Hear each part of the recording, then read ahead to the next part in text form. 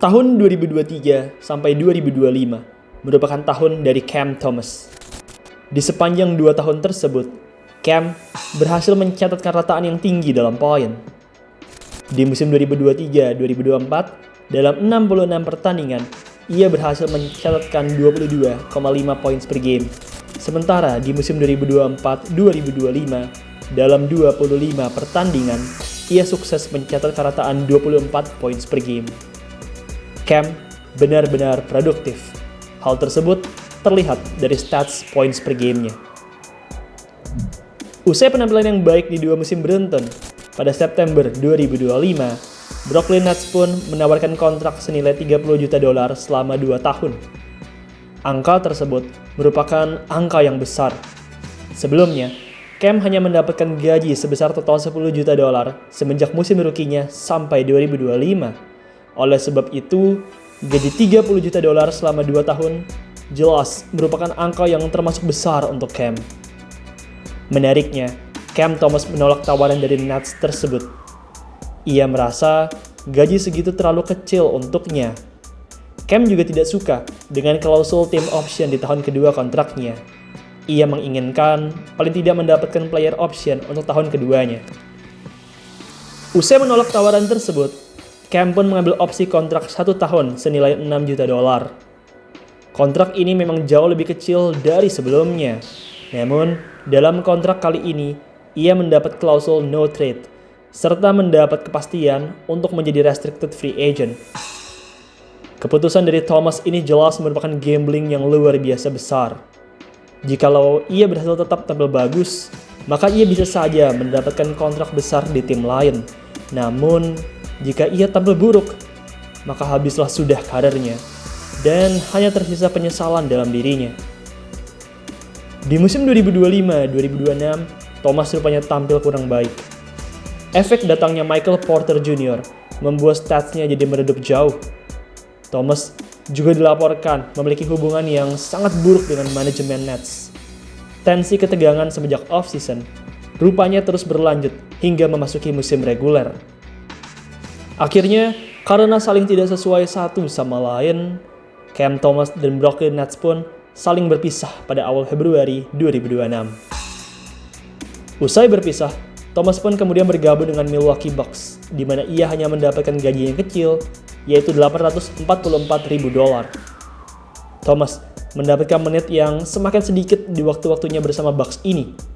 Ia tercatat hanya mendapatkan 16,6 minutes per game.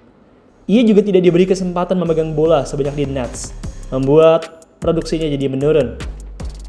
Usai penampilan yang dirasa kurang memuaskan oleh Bucks, pada 23 Maret 2026, Thomas pun akhirnya dilepas juga oleh Milwaukee Bucks.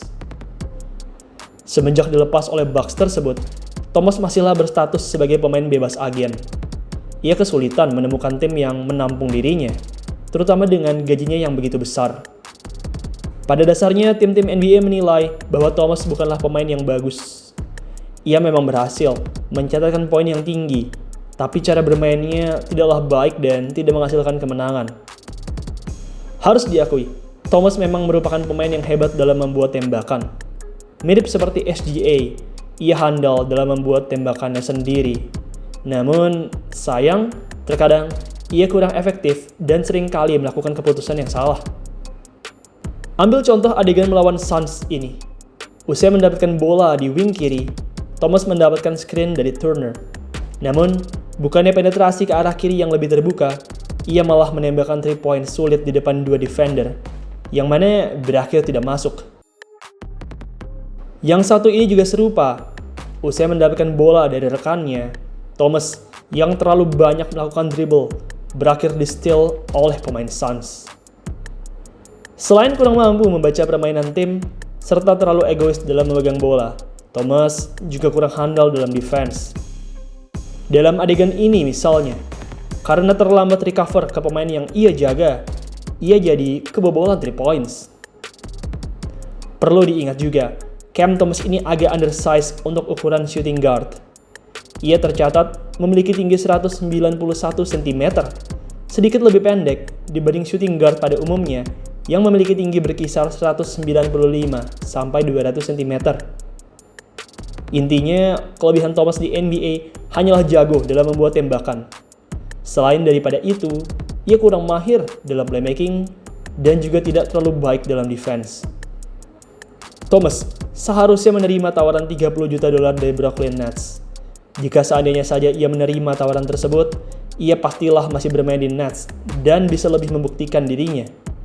Sayang, gambling dari Thomas berakhir gagal dan tim-tim di NBA masih enggan untuk mengambilnya sampai sekarang.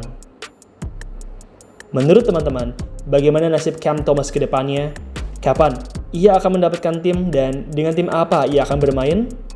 Tulis di kolom komentar di bawah ya. Baiklah, demikian video pada hari ini.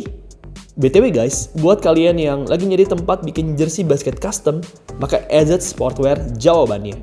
Di AZ Sportwear, teman-teman bisa custom jersey dengan desain dan warna apapun. Cocok banget buat teman-teman yang pengen bikin jersey basket untuk tim atau untuk iseng-iseng. Oh iya, sekarang AZ juga ada sepatu nih, namanya AZ Fast. AZ Fast sendiri saat ini tersedia dalam berbagai warna, antara lain Summer White, Pearl Black, Moon Black, Bloomy Pink, Sakura Pink, serta Blackout. Buat kalian yang ingin custom jersey atau ingin check out sepatunya, kalian bisa langsung aja klik link yang ada di pojok kiri bawah layar kalian, atau klik link yang ada di kolom deskripsi. Ingat, bikin jersey, AZ Sportwear jawabannya.